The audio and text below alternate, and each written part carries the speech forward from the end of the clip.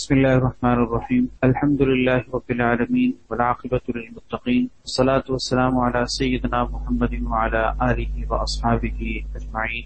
أما بعد، فقد قال رسول الله صلى الله عليه وسلم: لا يرحم الله من لا يرحم الناس. وقال النبي صلى الله عليه وسلم: الراحمون يرحمهم الرحمن ارحموا من في الأرض يرحمكم من في السماء، أو كما قال عليه الصلاة والسلام.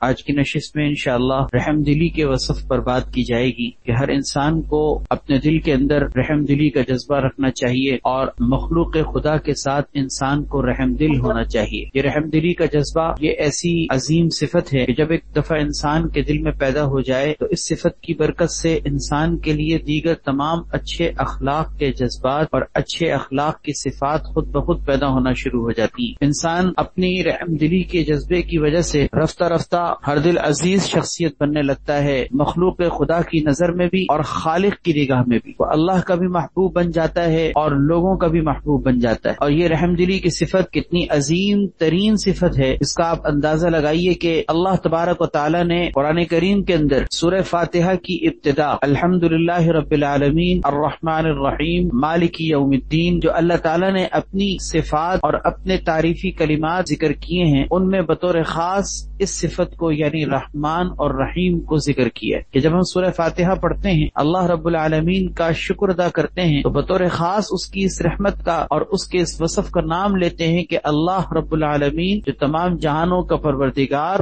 اور نہایت رحم کرنے والا بڑا مہربان. بلکہ اس سورہ فاتحہ سے بھی پہلے جب ہم بسم اللہ پڑھتے ہیں تب بھی اللہ تبارک و تعالیٰ کے ان دو ناموں کا بطور خاص تذکرہ کرتے ہیں، یعنی رحمان اور رحیم، کہ جو بڑا مہربان نہایت رحم والا ہے. اللہ تبارک و تعالیٰ کے ناموں میں سے بھی یہ دو نام رحمان اور رحیم بہت اعلیٰ اور بہت ہی شاندار اور بہت ہی نمایاں ہیں. حدیث میں آتا ہے کہ تم جو اپنے بچوں کے نام رکھتے ہو ان ناموں میں سب سے زیادہ پسندیدہ نام اللہ تبارک و تعالیٰ کے نزدیک عبداللہ اور عبد الرحمان. گویا عبد کے ساتھ جب بندہ نام رکھتا ہے کہ اللہ کا بندہ، تو اس عبد کے ساتھ اللہ کے ناموں میں عبداللہ اور عبد الرحمان اللہ کو پسند.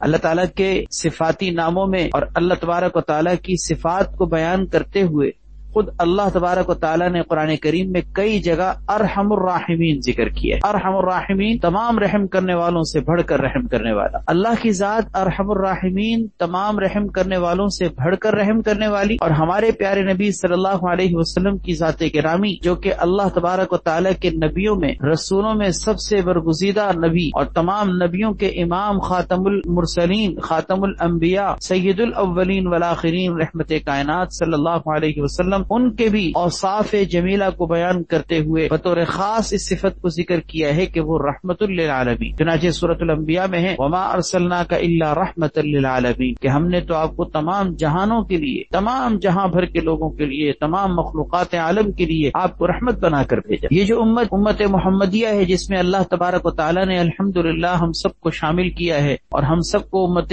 محمدیہ میں اللہ تبارک و تعالیٰ نے پیدا کیا ہے، اس امت محمدیہ کا بھی کیا نام ہے؟ امت مرحومہ. حدیث میں ذکر کیا گیا ہے کہ یہ امت مرحومہ ہے، اس پر اللہ کا رحم ہے، اس پر اللہ تبارک و تعالیٰ کا خصوصی رحم ہے. خصوصی رحمت کی آغوش میں اللہ رب العزت نے اس امت کو ڈھانپا ہوا ہے. نبی کریم صلی اللہ علیہ وسلم کے پیارے پیارے صحابہ کرام جو آپ کے قریب رہنے والے، آپ کی مجلسوں کو اٹینڈ کرنے والے، آپ کی صحبت یافتہ، آپ کے تربیت یافتہ، آپ کے اوصاف اور کمالات کو، آپ کی زندگی کو، آپ کی سیرت اور صورت کو جنہوں نے اپنی آنکھوں سے دیکھ کر اپنی آنکھوں کو ٹھنڈا کیا، جن کو ہم صحابہ کرام رضی اللہ تعالیٰ عنہم اجمعین کہتے ہیں. قرآن کریم میں اللہ تعالیٰ نے ان صحابہ کی صفات کو بیان کرتے ہوئے بطور خاص اس صفت کو ذکر کیا ہے کہ رحماء بینہم، کہ وہ آپس میں تو ایک دوسرے کے ساتھ بڑے رحم دل، اشداء علی الکفار، لیکن جب معاملہ کافروں کا ہوتا ہے، کافروں کے مقابلے میں نہایت سخت جنگجو، کافروں کے ساتھ کوئی رحم دلی نہیں، لیکن آپس میں ایک دوسرے کے ساتھ نہایت رحم دل، ایک دوسرے کے ساتھ بڑے رحم دل. سورہ بلد پارہ نمبر 30 کے اندر لا اقسم بہذا البلد جو مشہور سورت ہے، اس سورت کے آخر میں اللہ تعالیٰ نے دائیں ہاتھ والوں اور بائیں ہاتھ والوں کا تذکرہ کیا کہ کون دائیں ہاتھ والے ہیں اور کون بائیں ہاتھ والے، جس کو ہم کہتے ہیں اصحاب المیمنہ دائیں ہاتھ والے اور اصحاب المشأمہ بائیں ہاتھ والے. دائیں ہاتھ والوں سے مراد جن کو اللہ تعالیٰ جنت میں بھیجے گی، اللہ تعالیٰ ہمیں ان میں شامل فرمائے، اور بائیں ہاتھ والوں سے مراد وہ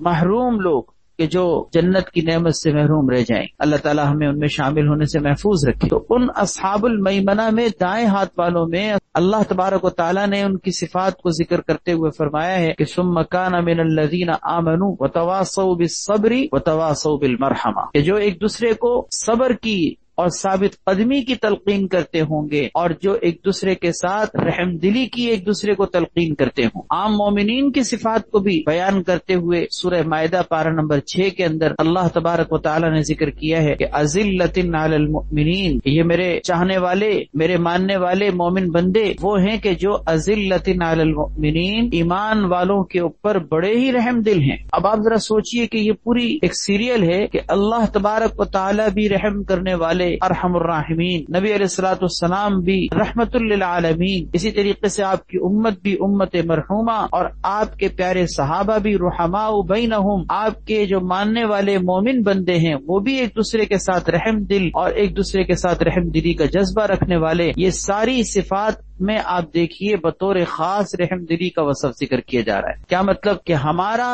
زندگی کا بہت بڑا وصف، ہماری زندگی کی سب سے بڑی صفت وہ یہ ہونی چاہیے کہ ہم مخلوق خدا کے ساتھ رحم دل بن، جیسے اللہ رحم کرنے والے ہیں، اللہ کے نبی رحم کرنے والے ہیں، اسی طریقے سے ہم بھی رحم کرنے والے. حدیث میں آتا ہے، بخاری اور مسلم کی روایت ہے، لا يرحم اللہ من لا يرحم الناس، اللہ تعالیٰ ایسے شخص پر رحم نہیں فرماتے جو لوگوں پر رحم نہیں کرتا. جس کے دل میں لوگوں کے لیے رحم دلی کا جذبہ نہیں ہے، اللہ تعالیٰ ایسے شخص پر رحم نہیں کرتے. من لا يرحم لا يرحم، حدیث میں آتا ہے جو رحم نہیں کرتا اس پر رحم نہیں کیا جاتا. ایک صحابی ہیں حضرت اقرا ابن حابس رضی اللہ تعالیٰ عنہ، قبیلہ تمیم کے رہنے والے، جن کے ہاں 10 اولاد تھی، 10 بچے اللہ رب العزت نے ان کو دیے تھے. ایک دفعہ نبی کریم صلی اللہ علیہ وسلم کو دیکھا کہ آپ ایک بچے کو پیار کر رہے ہیں، اس کو بوسہ دے رہے، تو کہنے لگے حیرت سے کہ یا رسول اللہ، میری 10 اولاد ہے، میں نے تو آج تک کسی کو بوسہ نہیں دیا، کسی کو پیار نہیں کیا. حیرت کے ساتھ یہ دیکھ کر کہنے لگے کہ آپ بچوں کو پیار کر رہے ہیں. نبی علیہ الصلوۃ والسلام نے اس موقع پر یہ بات ارشاد فرمائی کہ من لا يرحم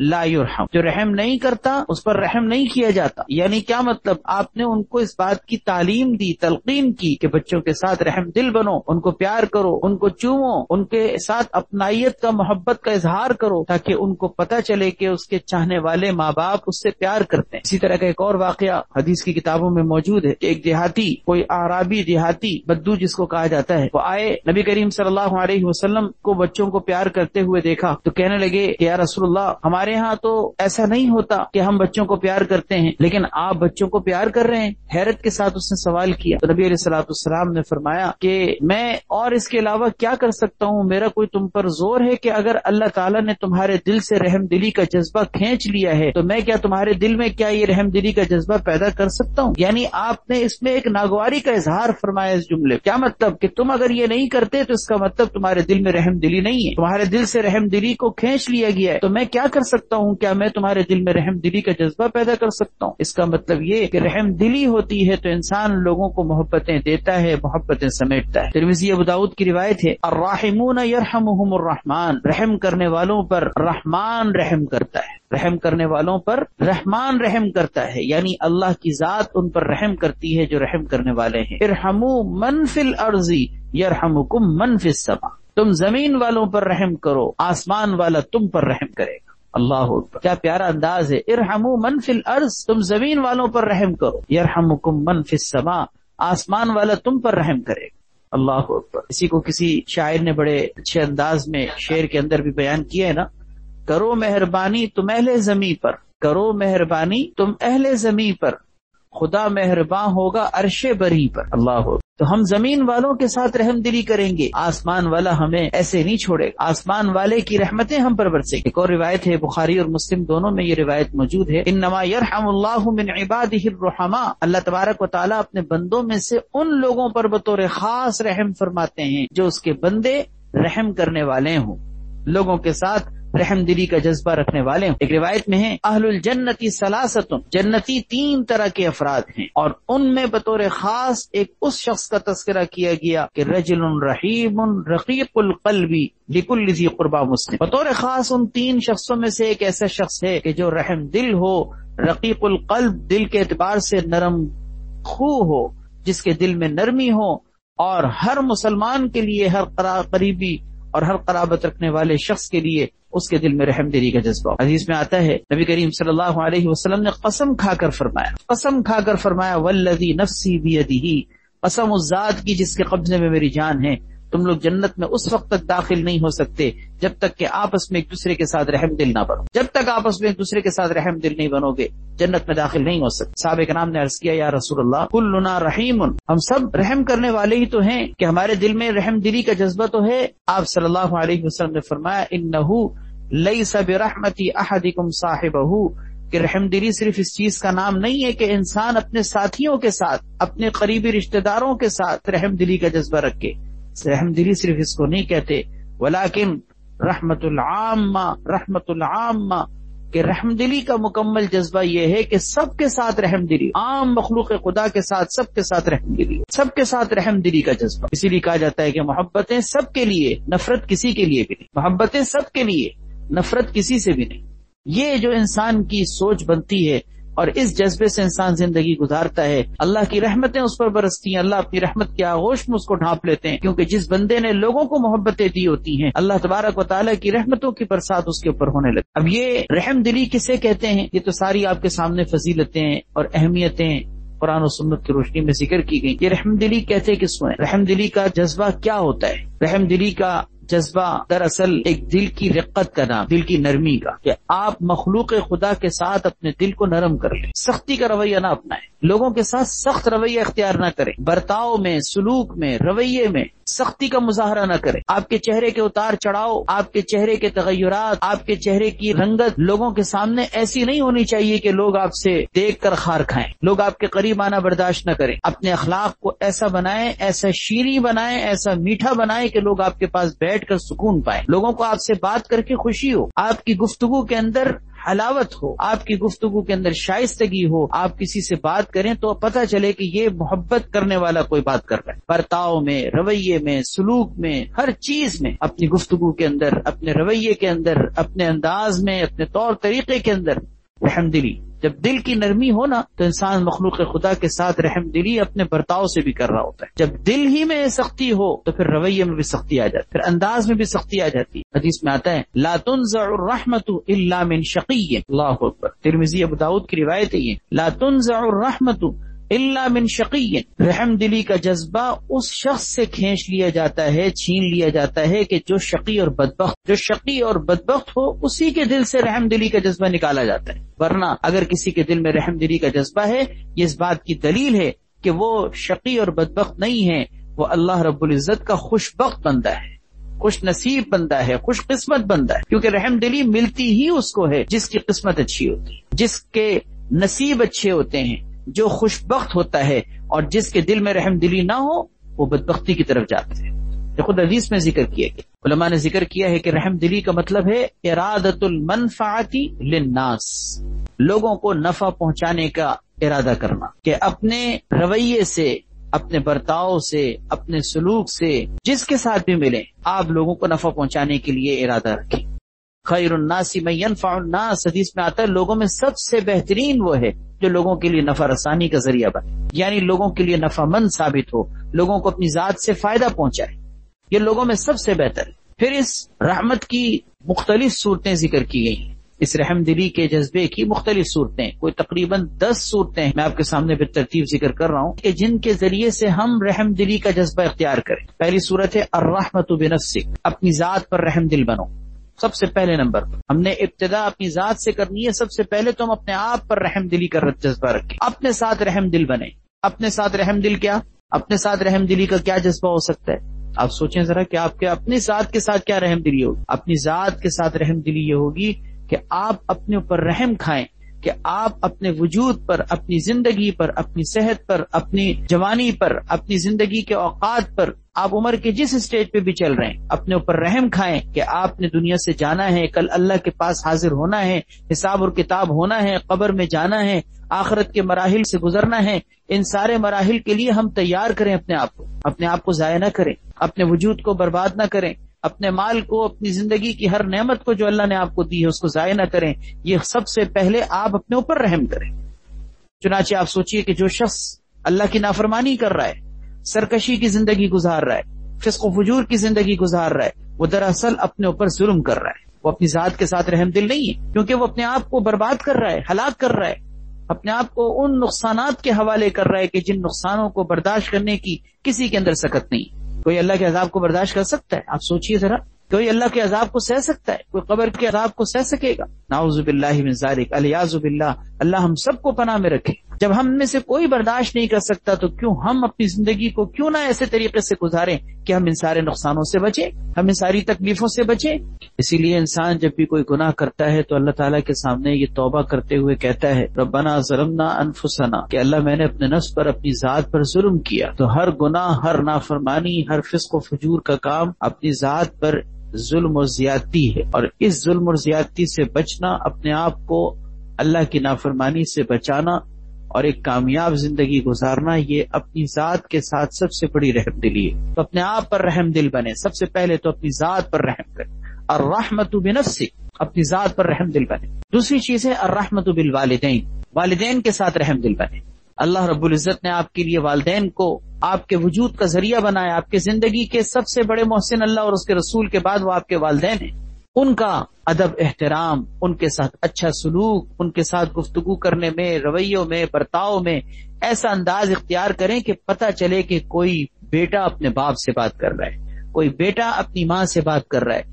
یہ نہ ہو کہ کوئی خدا نہ خواستہ محسوس یہ ہو کہ کوئی بدتمیز بیٹا اپنے باپ سے بات کر رہا ہے، کوئی گستاخ بیٹا اپنی ماں کے ساتھ بدتمیزی کر رہا ہے۔ نہیں نہیں، اونچی آواز میں گفتگو نہ ہو، رویے میں تندخوئی نہ ہو، آنکھوں میں کنکھیوں سے دیکھنا یا غصے کی نگاہوں سے دیکھنا، ناگوار آنکھوں سے دیکھنا، کہیں اس طرح کا کوئی مزاج آپ کی طرف سے شو نہ ہو۔ قرآن کریم میں تو فلا تقل لہما اف، اف کہنے تک سے منع کیا گیا ہے۔ آگے کے جملے، لڑنا، اونچی آواز میں بات کرنا تو بہت دور کی بات ہے۔ حضرت علی رضی اللہ تعالیٰ عنہ فرماتے ہیں اس سے بھی اگر کوئی چھوٹا کلمہ ہوتا اللہ اس سے بھی منع کرتے۔ تو اپنے والدین کے ساتھ رحم دل بنے، اپنے برتاؤ، اپنے سلوک کے اندر ان سے رحم دلی کا برتاؤ، اور ان کے لیے قرآن کریم میں دعا بھی یہ ذکر کی گئی ہے رب ارحمہما کما ربیانی صغیرا۔ کیا پیاری دعا ہے، اللہ پاک ہم سب کو مانگنے کی توفیق دے۔ جن کے والدین حیات ہیں، جن کے والدین زندہ ہیں، یقین کر لیجئے کہ وہ بہت بڑی نعمت اللہ نے ان کو دی ہے۔ یہ سایہ دار درخت کے مانند ہیں، اللہ نہ کرے خدا نہ خواستہ کسی کے والدین کا سایہ یا اٹھ جائے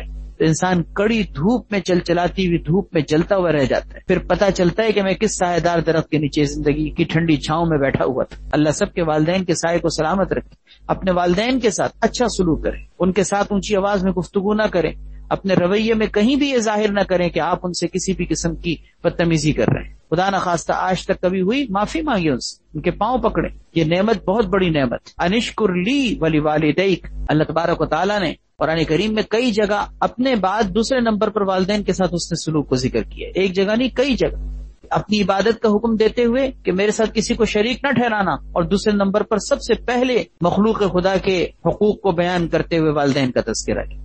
انشکر لی ولی والدیک، میرا شکر ادا کرو اور اپنے والدین کا شکر ادا کرو۔ وَاعْبُدُوا اللَّهَ وَلَا تُشْرِكُوا بِهِ، اللہ کی عبادت کرو اور اس کے ساتھ کسی کو شریک نہ ٹھہرانا، اور والدین کے ساتھ اچھا سلوک کرو۔ کئی جگہ اللہ تعالیٰ نے اپنے بعد دوسرے نمبر پر والدین کا تذکرہ کیا ہے۔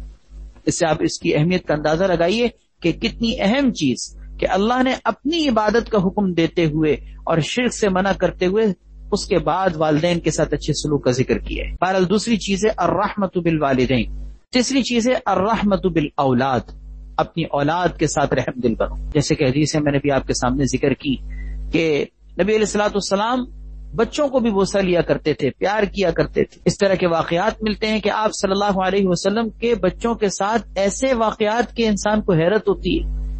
کائنات کے سب سے عظیم، مقدس اور بزرگ تر کہ جن کے لیے یہ کائنات کو سجایا گیا، لیکن نبی علیہ الصلوۃ والسلام بچوں کے ساتھ اتنا پیار بھرا رویہ اختیار کرتے تھے کہ اللہ اکبر۔ خود آپ کی اپنی نواسی واقعہ آپ نے سنا ہوگا، حضرت امامہ بنت زینب رضی اللہ تعالیٰ عنہا، آپ صلی اللہ علیہ وسلم کی نواسی، آپ کی بیٹی کی بیٹی حضرت امامہ رضی اللہ تعالیٰ عنہ، چھوٹی سی بچی تھی، آپ نماز پڑھ رہے ہیں، آپ صلی اللہ علیہ وسلم کے اوپر چڑھ گئیں، آپ سجدے میں گئے ہوئے، سجدے میں آپ کے اوپر چڑھ گئی، بیٹھ گئی۔ نبی علیہ الصلوۃ والسلام جب سجدے سے قیام کی طرف کھڑے ہونے لگے تو آپ نے آہستگی سے ان کو اتار دیا اور قیام کیا کہ کہیں گر نہ جائیں، پھر رکوع کیا، پھر سجدے میں گئے تو دوبارہ چڑھ گئی۔ نبی علیہ الصلوۃ والسلام کا ایسا بچوں کے ساتھ اپنائیت کا تعلق تھا کہ بچے آپ سے چپکے رہتے تھے۔ سفر سے کہیں آ رہے ہیں، مدینہ منورہ میں داخل ہوئے تو صحابہ کرام فرماتے ہیں آپ صلی اللہ علیہ وسلم کے قریبی عبداللہ ابن عباس رضی اللہ تعالیٰ عنہ، اسی طریقے سے حضرت حسن اور حسین رضی اللہ تعالیٰ عنہ، کہ آپ صلی اللہ علیہ وسلم مدینہ منورہ میں داخل ہوتے تھے، ہم دوڑ کر آپ کا استقبال کرتے تھے، آپ اٹھا کر ہمیں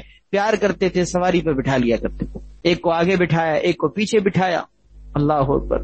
اپنائیت کا اظہار، بچوں سے محبت کا اظہار، یہ رحمت ہے، یہ رحم دلی ہے. جب انسان بچوں کے ساتھ بھی رحم دل ہوگا، ان کو پیار کرے گا، ان سے اپنائیت کا اظہار کرے گا، یہی بچوں کی بہترین تربیت کے لیے معاون ثابت ہوگا کہ آپ کی باتیں بچے پھر ایکسپٹ کریں گے. آپ ان سے کوئی کام لینا چاہیں گے، کام لے سکیں گے. اور اگر رویے میں خدا نخواستہ مزاج میں اگر کرختگی ہو، تیزی ہو، تندی ہو، تو پھر ایسی صورت میں آپ کی بات بچے ماننے سے پیچھے ہٹیں گے، آپ کے قریب آنے سے بچے ڈریں گے. آپ گھر میں داخل ہوں گے، بچے ادھر ادھر بھاگیں گے. بعض اوقات ایسا ہوتا ہے کہ انسان کا رویہ ایسا ہوتا ہے کہ گھر پہ پتہ چلا کہ باپ آ گیا ہے، بچے بھاگ کر اپنے کاموں کو چھوڑ کر دوسرے کمروں میں جا رہے ہو. نہیں، ہمیں تو ایسا رویہ رکھنا ہے کہ ہم جب آئیں تو بچے آ کے لپٹ جائیں، ہم داخل ہو تو بچے آ کے ہم سے لپٹیں کہ بابا آ گئے. ایسا رویہ، اس رویے سے ہم اپنے بچوں کو اپنے قریب کریں گے. اور جب قریب کریں گے تو اس اپنائیت کے ساتھ، اس محبت کے ساتھ ہم ان سے 10 قسم کے کام لے سکتے ہیں. اللہ تعالی ہم سب کے اندر یہ رحم دلی کا جذبہ کوٹ کر بھر دے. یقین کر لیجیے کہ یہ رحم دلی کا جذبہ اگر پیدا ہو گیا نا، سارے اچھے اخلاق ہمارے اندر خود بخود پیدا ہوں. انسان اپنے پڑوسیوں کے ساتھ اچھا سلوک کس وجہ سے کرتا ہے؟ رحم دلی کی وجہ سے. والدین کے ساتھ اگر انسان کو اچھا سلوک کرنا ہوگا تو کس وجہ سے کرے گا؟ دل میں رحم دلی ہوگی نا. اپنے گرد و پیش میں لوگوں کے ساتھ انسان رحم دلی کا جذبہ رکھے گا تو ان کے حقوق پورے کرے گا، ورنہ سب کے حقوق ضائع کرنا شروع کر دے گا. یہ رحم دلی کا جذبہ، یہی تو ساری چیزوں کی بنیاد ہے جس سے ہم حقوق العباد کی ادائیگی کرتے ہیں. جتنے بھی حقوق العباد ہیں ان سب کی ادائیگی اس بات پر موقوف ہے کہ آپ اپنے دل کے اندر رحم دلی کا جذبہ پیدا کریں. چوتھی چیز ہے الرحمت بالزوجہ، یعنی انسان کو اپنی بیوی کے ساتھ، اپنے گھر والوں کے ساتھ بھی رحم دل ہونا چاہیے. قرآن کریم میں اللہ تبارک و تعالی نے سورہ نساء پارہ نمبر 4 کے آخر میں بیویوں کے ساتھ اچھا سلوک کرنے کی تلقین کی ہے. اللہ تعالی ارشاد فرماتے ہیں وَعَاشِرُوهُنَّ بِالْمَعْرُوفِ، کہ تم ان بیویوں کے ساتھ بھلے انداز میں زندگی گزارو، کیونکہ اگر تمہیں ان کے اندر کوئی وصف برا لگ رہا ہے تو عین ممکن ہے کہ تم کسی چیز کو ناپسند کرتے ہو اور اللہ رب العزت نے اس میں تمہارے لیے بہت سی بھلائی رکھی ہو. فَإِن كَرِهْتُمُوهُنَّ فَعَسَىٰ أَن تَكْرَهُوا شَيْئًا وَيَجْعَلَ اللَّهُ فِيهِ خَيْرًا كَثِيرًا. اللہ تعالیٰ نے اس کے اندر خیر کثیر رکھی ہو کہ بعض اوقات ایک انسان کو کوئی وصف اچھا نہیں لگتا لیکن دوسرا وصف اس کے اندر اچھا موجود ہوتا ہے، تو انسان کو صرف برے اور صاف کو یا صرف برائیوں کو دیکھنے کے بجائے انسان کو مثبت پہلوؤں کو دیکھنا چاہیے. ہر انسان کے اندر کچھ نہ کچھ خامیاں ہوتی ہیں، لیکن ضروری نہیں کہ ہر انسان کے اندر صرف ویک پوائنٹس ہی ہوں، کوالٹیز بھی ہر انسان کے اندر ہوتی ہے. تو انسان کو میاں بیوی کے آپس میں تعلقات کے اندر اپنی نگاہوں کو مثبت پہلوؤں سے دیکھنے کا عادی بنانا چاہیے. جو لوگ صرف برائیوں پر نظر رکھتے ہیں، جو لوگ صرف ایک دوسرے کی کوتاہیوں کو ہی دیکھنے والی آنکھ رکھتے ہیں، ایسے لوگ خوشگوار زندگی سے محروم رہتے ہیں. تو رحم دلی کے اندر یہ بھی داخل ہے الرحمت بالزوجہ، کہ انسان کو بیوی کے ساتھ رحم دل ہونا چاہیے.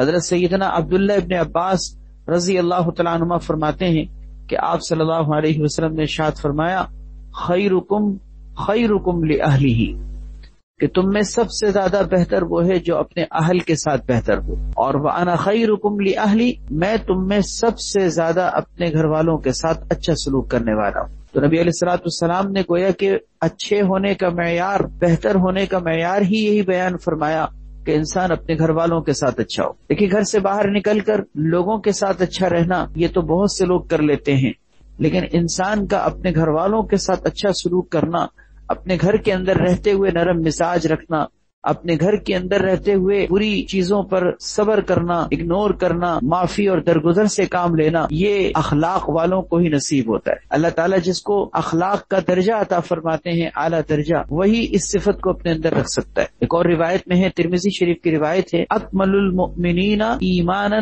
احسنهم خلقا، مومنوں میں سب سے زیادہ کامل مومن، یعنی ایمان کے اعتبار سے سب سے زیادہ کمال کا درجہ رکھنے والے مومن وہ ہیں جن میں اخلاق سب سے زیادہ حسین ہوں۔ پھر آگے فرمایا کہ تم میں سب سے زیادہ بہتر وہ ہے جو اپنی بیویوں کے ساتھ اچھا سلوک کرنے والا ہے۔ ایک اور روایت میں ہے احسنہم خلقا والطفہم باہلہ، کہ وہ ہے سب سے زیادہ کامل مومن جس کے اخلاق اچھے ہوں اور جو اپنی بیوی کے ساتھ نرم خو ہو، نرم مزاج اختیار کرنے والا ہو۔ حجۃ الوداع کے خطبے میں نبی کریم صلی اللہ علیہ وسلم نے فرمایا، جہاں دیگر بہت ساری اہم اور قیمتی اپنی امت کو تعلیمات بیان فرمائی، ان میں سے آپ کی ایک تعلیم یہ بھی تھی جو آپ نے حجۃ الوداع کے خطبے میں ارشاد فرمایا تھا کہ الا واستوصوا بالنساء خیرا، کہ سن لو اچھے طریقے سے عورتوں کے ساتھ اچھا سلوک کرنے کی تم لوگ وصیت میں کر رہا ہوں، تم میری اس وصیت کو قبول کرو کہ میں تمہیں عورتوں کے ساتھ اچھا سلوک کرنے کی وصیت کرتا ہوں، تم اس وصیت کو مجھ سے قبول کرو۔ اسی طرح اسی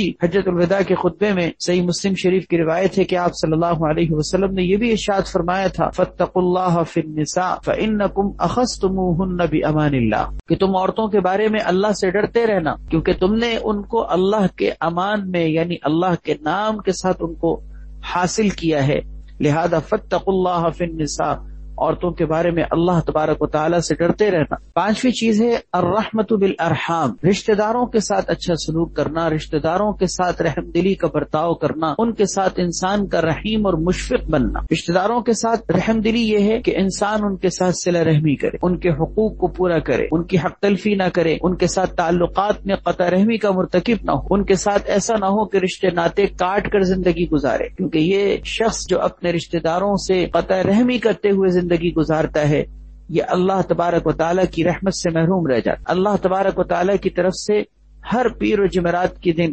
مغفرت کے خزانے تقسیم کیے جاتے ہیں، لیکن ایسا شخص کہ جس کے دل میں کسی مسلمان کے لیے کینہ ہو، جو کسی مسلمان سے قطع رحمی کا اور قطع تعلقی کا مرتکب ہو، اللہ تبارک و تعالیٰ اس کی مغفرت کو روک دیتا۔ اسی طرح شب قدر کے اندر قطع رحمی کرنے والے کی مغفرت نہیں ہوتی، شب برات کے اندر قطع رحمی کرنے والے کی مغفرت نہیں ہوتی۔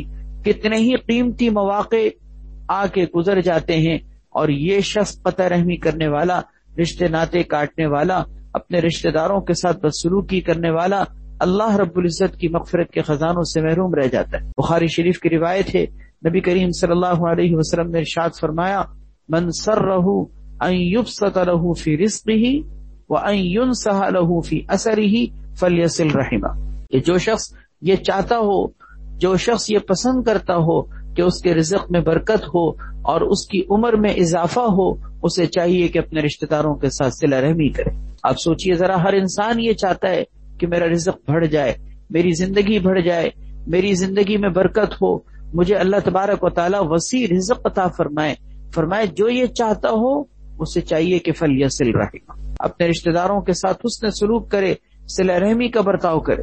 ایک اور روایت ہے، حضرت درہ بنت ابی لہب رضی اللہ تعالیٰ عنہ ایک صحابیہ ہیں، وہ فرماتی ہیں کہ میں نے آپ صلی اللہ علیہ وسلم سے ایک دفعہ سوال کیا کہ یا رسول اللہ من خیر الناس، لوگوں میں سب سے زیادہ بہتر کون ہے؟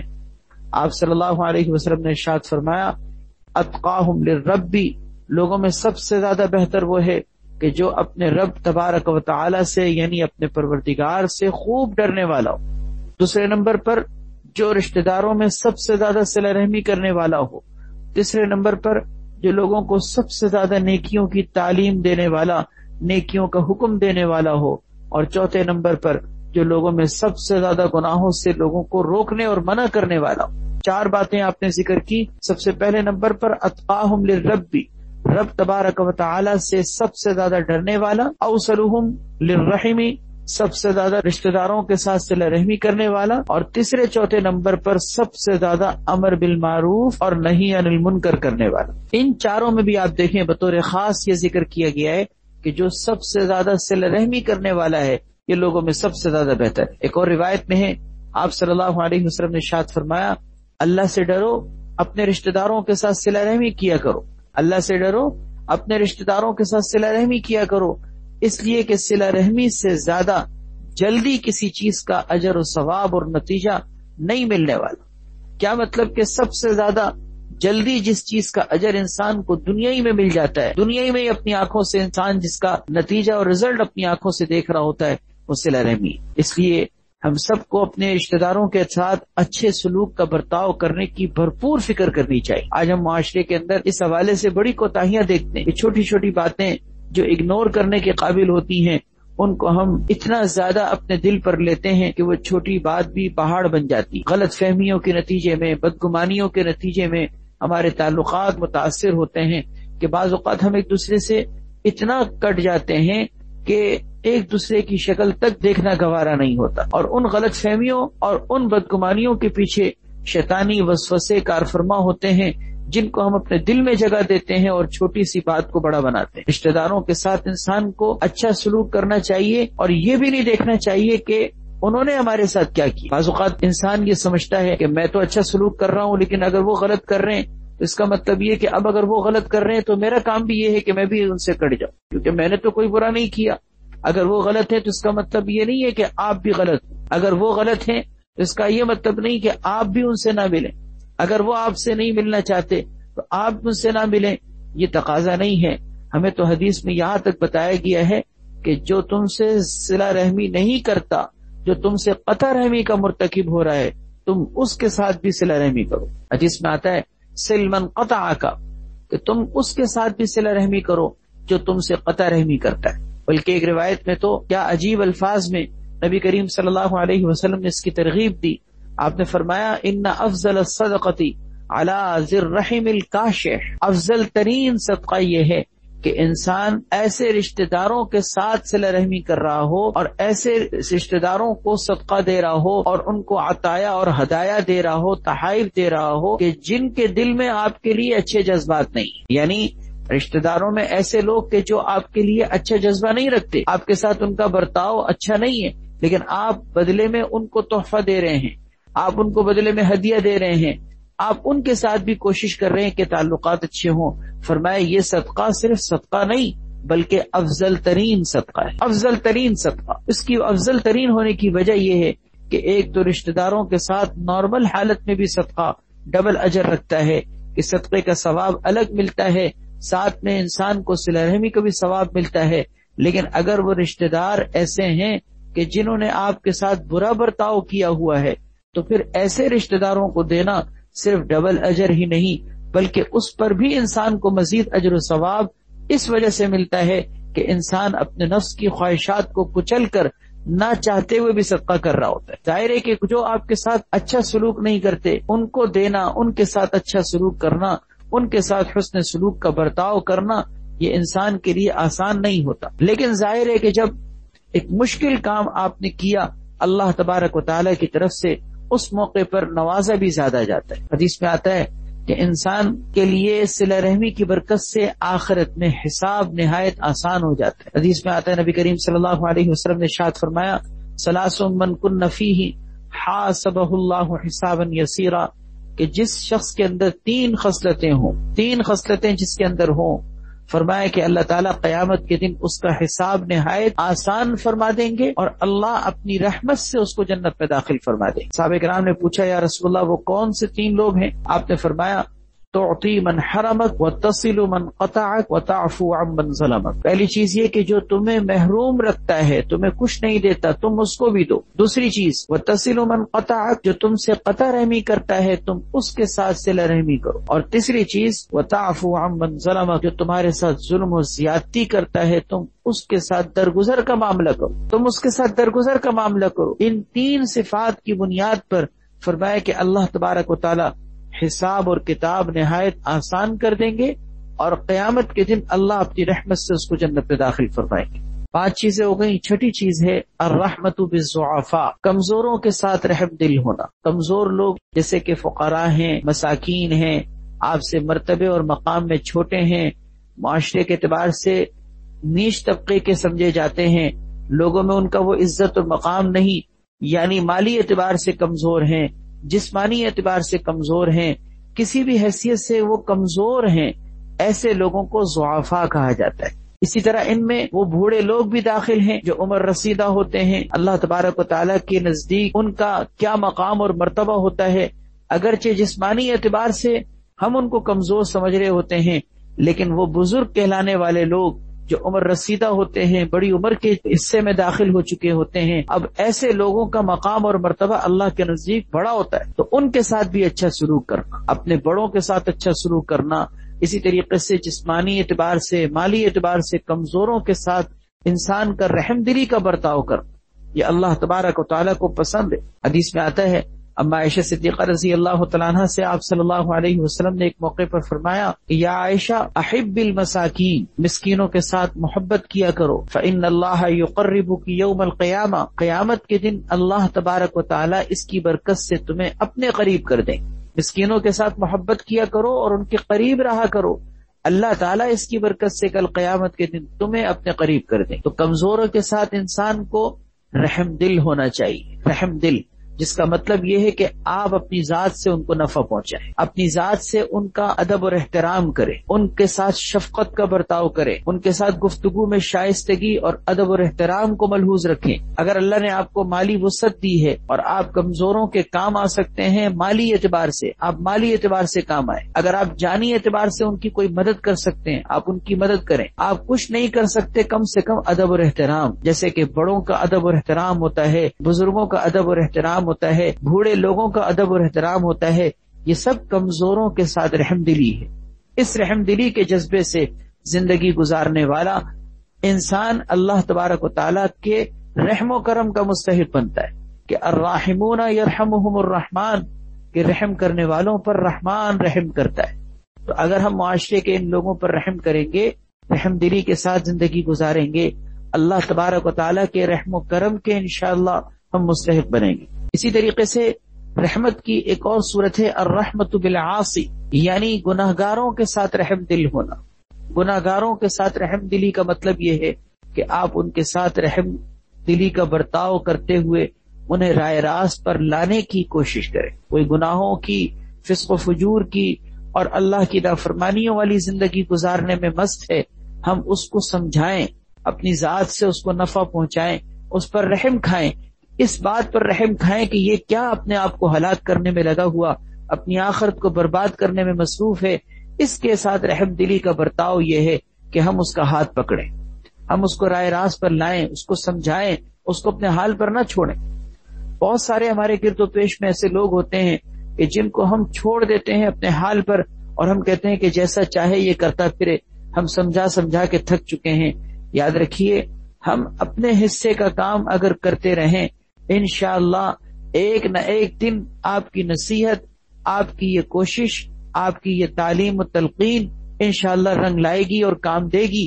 اگر رنگ نہ بھی لائے تو کم سے کم آپ بری ذمہ ہو جائیں، کیونکہ ہم اپنے گرد و پیش میں ایسے لوگوں کو، جن کو خاص طور پر اگر یہ حیثیت حاصل ہے کہ وہ آپ کے ماتحت ہیں، جیسے کہ آپ کی اولاد، آپ کے چھوٹے، آپ کے خاندان کے ایسے افراد کے جن پر آپ کا اثر و رسوخ ہے، تو پھر آپ کی ایک شرعی ذمہ داری ہے کہ آپ اپنی ذات سے ان کو سیدھے راستے پر لانے کی کوشش کریں۔ یہ گناہگاروں کے ساتھ رحم دلی کی صورت کہلاتی۔ ہمارے پیارے نبی حضرت محمد الرسول اللہ صلی اللہ علیہ وسلم کتنے ہی ایسے معاصی میں پڑے ہوئے لوگوں کے ساتھ رحم دلی کرنے والے تھے کہ آپ صلی اللہ علیہ وسلم دعاؤں میں راتوں کو رو رو کر ان کے لیے دعائیں مانگا کرتے تھے کہ جو رائے راست پر نہیں ہیں، جو اسلام سے دور ہیں، ان کے لیے ایمان کی دعا، جو فسق و فجور میں ہیں ان کے لیے معصیت سے نکل کر طاعت کی زندگی میں آنے کی دعا۔ یہ نبی علیہ الصلوۃ والسلام کی سنت کو ہم سب کو اپنانا چاہیے کہ ہم ایسے لوگوں کے لیے، معصیت میں پڑے ہوئے، فسق و فجور میں پڑے ہوئے لوگوں کے ساتھ رحم دلی کا برتاؤ کریں اور ان کو راہ راست پر لانے کی کوشش کریں۔ علماء نے لکھا ہے، گناہگار سے نفرت نہیں ہوتی، گناہ سے نفرت ہوتی۔ فسق و فجور میں پڑے ہوئے کسی شخص کی ذات بری نہیں ہوتی، اس کا عمل برا ہوتا ہے۔ جیسے کہ بیماری اچھی چیز نہیں ہے، بیماری انسان کی ذات پر لگنے کی صورت میں انسان لوگوں کی نگاہ میں معیوب نہیں بن جاتا، وہ تو قابل ترس ہوتا ہے۔ ڈاکٹر اس پر رحم کھاتا ہے، اس کے ساتھ اچھا سلوک کرتا ہے، اس کو اپنی ذات سے نفع پہنچانے کی کوشش کرتا ہے، اس کو ایسے طریقے بتاتا ہے، ایسی چیزوں کی اس کو گائیڈ کرتا ہے کہ جس سے وہ صحت مند زندگی گزارے اور بیماری سے نکل آئے۔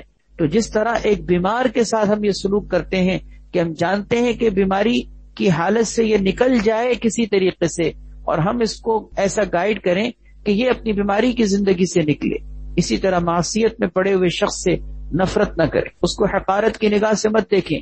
اس کی ذات قابل نفرت نہیں، اس کی ذات تو قابل ترس ہے، اس کی ذات تو قابل رحم ہے.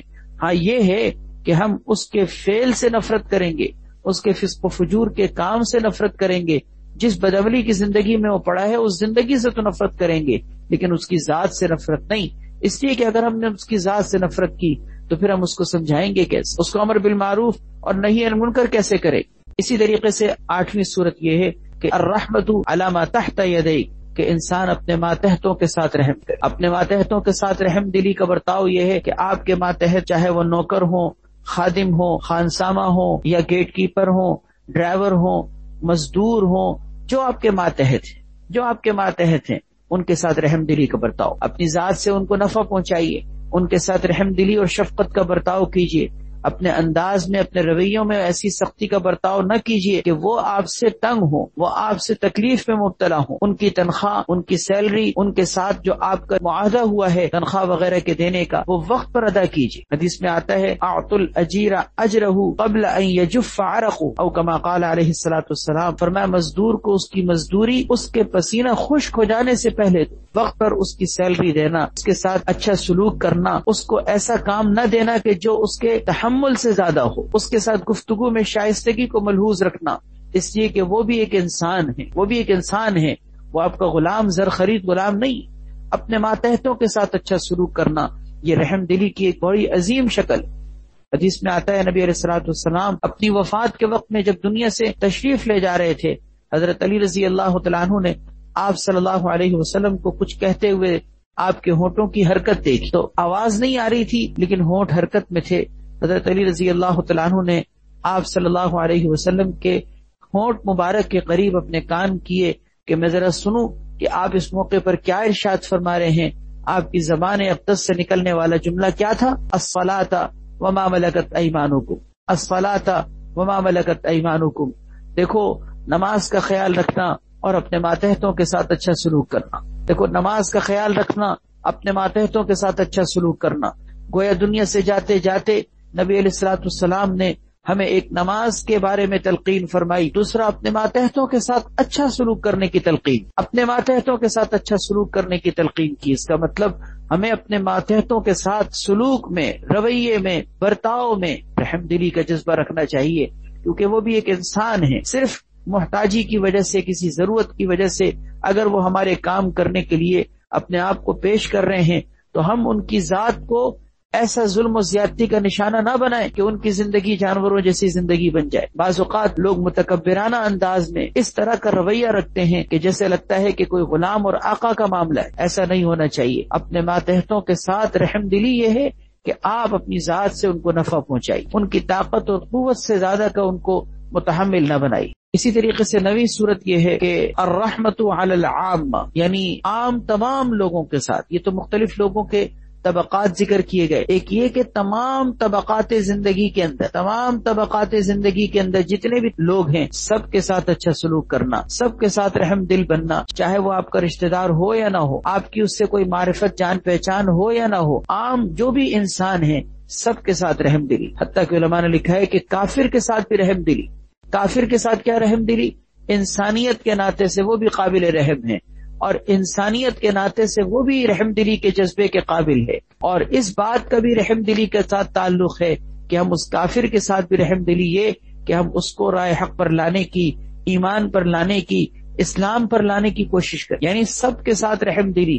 حتیٰ کہ انسان تو انسان 10ویں نمبر پر الرحمت علی الحیوان، حیوانوں کے ساتھ بھی اچھا سلوک، حیوانوں کے ساتھ بھی رحم دلی، حیوانوں کے ساتھ بھی ظلم اور زیادتی سے گریز کرنا، یہ بھی الرحمت علی الحیوان رحم دلی کی صورت ہے. کہ جانور بھی اللہ کی مخلوق ہے، ہم ان کے ساتھ بھی رحم کھائیں، ہم ان کے ساتھ بھی رحم دلی کا برتاؤ کریں. حدیث کے مطابق ایک انسان اگر کسی بھوکے کو کھانا کھلاتا ہے تو یہ افضل ترین صدقہ ہے. اس بھوکے کے لیے یہ بھی ضروری نہیں کہ وہ انسان ہو.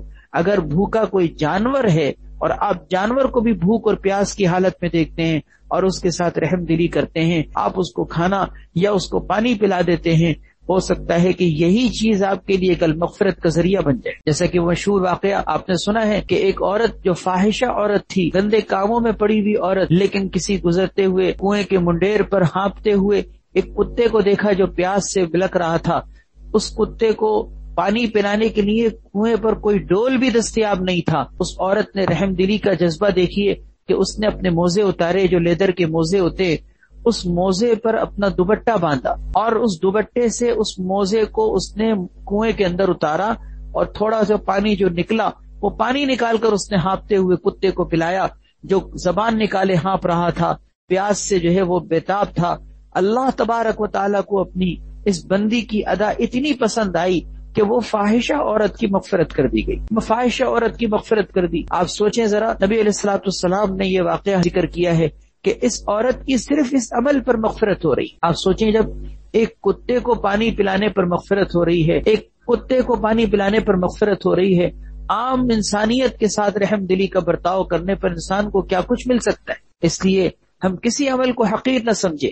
جانور بھی اگر علماء نے لکھا ہے کہ اگر کوئی پالتا ہے تو پالنے کی شرط یہ ہے کہ آپ اس جانور کو اگر صحیح وقت پر کھانا دے سکتے ہیں، ان کے آرام و راحت کا خیال رکھ سکتے ہیں، ان کے بھوک اور پیاس کے معاملے میں ان کو تکلیف دینے سے بچ سکتے ہیں تو ٹھیک ہے، آپ ان کو پالیں.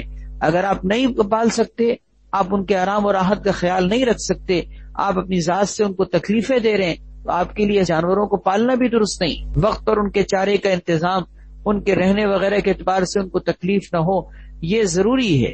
کیونکہ اگر خدا نخواستہ آپ کی ذات سے جانوروں کو تکلیف پہنچ رہی ہے تو کہیں ایسا نہ ہو کہ اس کی وجہ سے آپ کی آخرت متاثر ہو جائے. ایک عورت کا واقعہ حدیث میں ذکر کیا گیا ہے کہ بلی کو اس نے باندھ کر رکھا تھا، اس نے بلی کو باندھ کر رکھا تھا اور وہ بلی کو اس نے کھانا بھی نہیں دیا، اس نے بلی کے غذا اور خوراک کا کوئی بندوبست بھی نہیں کیا. اسی حالت میں اس نے اس بلی کو باندھے رکھا، وہ بلی تڑپ تڑپ کر مر گئی. حدیث میں آتا ہے نبی علیہ الصلوۃ والسلام نے فرمایا کہ اس عورت کو میں نے جہنم کے اندر جلتے ہوئے دیکھا.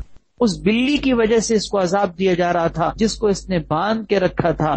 نہ اس نے اس کو کھانے کو دیا کہ اس کا پیٹ بھرتا، نہ اس نے اس کو چھوڑا کہ وہ خود سے جا کر کچھ کھا لیتی. تو اس کا مطلب نہ اس نے اس کو چھوڑا کہ خود سے وہ کھانے کا بندوبست کرتی، نہ اس نے اپنے پاس سے اس کو کھلایا. وہ بلی اسی طرح تڑپ تڑپ کے مر گئی. حدیث میں آتا ہے آپ صلی اللہ علیہ وسلم نے فرمایا کہ اس عمل کی وجہ سے اس عورت کو جہنم میں عذاب ہوتے ہوئے میں نے دیکھا. اللہ اکبر. تو جانوروں کو بھی ہمیں تکلیف نہیں دینی، حیوانات کے ساتھ بھی اچھا سلوک، سب کے ساتھ رحم دلی. اللہ پاک ہم سب کو رحم دلی کا جذبہ عطا فرما دے. اللہ تعالی ہم سب کو رحم دل بنا دے کہ ہم جب رحم دل بنیں گے، جذبہ رحم دلی سے سرشار ہوں گے تو انشاءاللہ اس کی برکت سے اللہ کی رحمتیں بھی ہم پر نازل ہوں گی، اللہ بھی ہمارے ساتھ رحم فرمائیں گے. اور کل قیامت کے دن رحم دلی کی زندگی گزارنے والے کے ساتھ اللہ تعالی رحم دلی کا برتاؤ کرتے ہوئے انشاءاللہ بے حساب جنت میں داخل فرمائیں گے. اللہ پاک ہم سب کو یہ صفت نصیب فرما دے. اللہ تعالی ہم سب کو رحم دلی نصیب فرما دے. وآخر دعوانا ان الحمد للہ رب العالمین. الحمد للہ رب العالمین والعاقبۃ للمتقین والصلاة والسلام علی سیدنا محمد وعلی آلہ واصحابہ اجمعین. ربنا آتنا فی الدنیا حسنۃ وفی الآخرۃ حسنۃ وقنا عذاب النار. ربنا ظلمنا انفسنا فإن لم تغفر لنا وترحمنا لنکونن من الخاسرین. یا ارحم الراحمین اپنے فضل و کرم سے ہماری اس مجلس کو اپنی بارگاہ میں قبول فرما. یا اللہ جو باتیں کہی گئی سنی گئی ہیں ہم سب کو اس پر عمل کی توفیق عطا فرما. اللہ تو رحم کرنے والا ہے، یا اللہ رحم دلی کو پسند کرتا ہے. اللہ تو ہم سب کو آپس میں ایک دوسرے کے ساتھ رحم دلی کرنے والا بنا دے. ہمارے دلوں کے اندر رحم دلی کا جذبہ پیدا فرما دے. سب کے ساتھ، بڑوں کے ساتھ، چھوٹوں کے ساتھ، اپنے ہم عمروں کے ساتھ، یا اللہ اپنے بزرگوں کے ساتھ، اپنے رشتہ داروں کے ساتھ، یا اللہ اپنے ماتحتوں کے ساتھ، جانوروں کے ساتھ، انسانیت کے ساتھ، سب کے ساتھ رحم دلی کا برتاؤ کرنے کی توفیق عطا فرما دے. یا اللہ ہمارے دلوں میں رحم دلی کا جذبہ پیدا فرما مخلوق خدا کے ساتھ. یا اللہ ہم سب کو رحم دلی نصیب فرما. یا اللہ جس طرح تو رحم کرنے والا ہے تو ہمیں بھی رحم کرنے والا بنا دے. اللہ جس طرح تو ظلم کرنے والا نہیں ہے، یا اللہ ایک ذرہ برابر بھی تو ظلم نہیں کرتا، اللہ تو ہمیں بھی ظلم سے بچا لے، زیادتی سے بچا لے، لوگوں کے حقوق کو پامال کرنے سے بچا لے، حق تلفی کرنے سے بچا لے. یا اللہ لوگوں کی بد دعائیں اور آہیں اور سسکیاں لینے سے ہم سب کو بچا لے. ہمارے دلوں میں رحم دلی کا جذبہ پیدا فرما، ہمارے اخلاق اچھے فرما. اللہ جیسے تو نے ہماری صورت، ہمارا ظاہر اچھا بنایا ہے، خوبصورت بنایا ہے، ہمیں ایک بہترین تخلیق کے ساتھ تو نے پیدا کیا، اللہ اسی طریقے سے ہمارے اخلاق بھی اچھے کر دے. اللہ اسی طریقے سے ہمارے اخلاق بھی اچھے کر دے. اللہم کما انت حسنت خلقی فحسن خلقی. اے اللہ ہم سب کو برتاؤ میں، رویے میں، سلوک میں سب کے ساتھ اچھا انداز اور رحم دلی کا برتاؤ کرنے کی توفیق عطا فرما. اے رب کریم اپنے فضل و کرم سے آج تک کسی کے ساتھ بھی جو ہم سے ظلم و زیادتی کا معاملہ ہوا، حق تلفی کا معاملہ ہوا، کسی کے دل کے دکھانے کا معاملہ ہوا، اپنی ذات سے کسی کو نقصان پہنچانے کا معاملہ پیش آیا، اے اللہ تو اپنے فضل و کرم سے معاف کر دے. اور جن لوگوں کے حقوق ہم سے ضائع ہوئے ہیں اے اللہ تو ان کو ہم سے راضی کر دے اور ہمیں ان کو راضی کرنے کی توفیق عطا فرما دے. اے رب کریم مرنے سے پہلے ہم سب کو موت کی تیاری کی توفیق عطا فرما، فکر آخرت نصیب فرما. اللہ ہم سب کو اپنی اصلاح کی فکر نصیب فرما.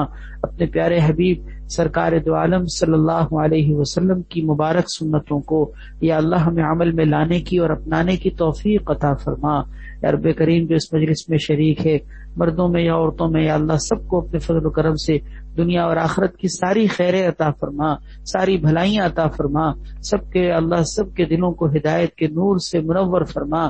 سب کے گھروں میں خوشحالی اور کشادگی اور فراوانی پیدا فرما. سب کے بچوں کو نیک و صالح متقی پرہیزگار بنا. سب کے گھروں کو دینی ماحول سے آباد فرما. یا اللہ سب کے گھروں کو یا اللہ نماز کے ماحول سے آباد فرما. سب کو ان کے مقاصد میں کامیابی نصیب فرما. دلوں میں موجود جو نیک حاجتیں ہیں، تمنائیں ہیں، مستقبل کے حوالے سے نیک عزائم ہیں، یا اللہ ان میں کامیابی عطا فرما. ہم نے ہمارے گھر والوں میں، رشتہ داروں میں جو لوگ بیمار ہیں یا اللہ سب کو صحت عطا فرما. یا اللہ شفائے کامل عاجل عطا فرما. یا اللہ صحت اور قوت، تندرستی اور توانائی اور عافیت نصیب فرما. یا اللہ ہماری اس مجلس کو اپنی بارگاہ میں قبول فرما. سبحان ربک رب العزت عما یصفون وسلام علی المرسلین والحمد للہ رب العالمین. آمین آمین برحمتک یا ارحم الراحمین.